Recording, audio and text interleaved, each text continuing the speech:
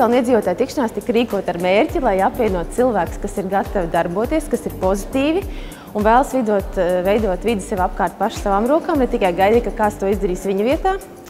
Tāpēc šovakar mēs bijām savākušies un ir tiešām ļoti liela atsaucība. Un man ir prieks, ka tik daudz cilvēku ieradās.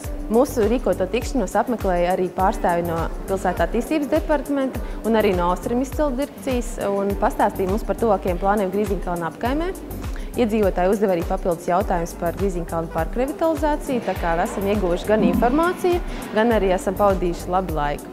Esmu priecīgs, ka Grīziņkalnā ir izveidojusies aktīva nevalstiskā organizācija, kas pārstāv ģeogrāfisko kopienu šeit.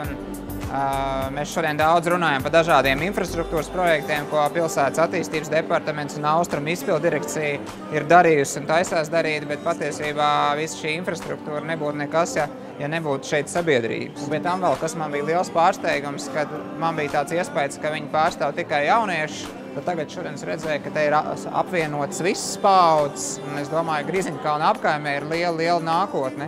Attīstības departaments ļoti ir ieinteresēts dažādu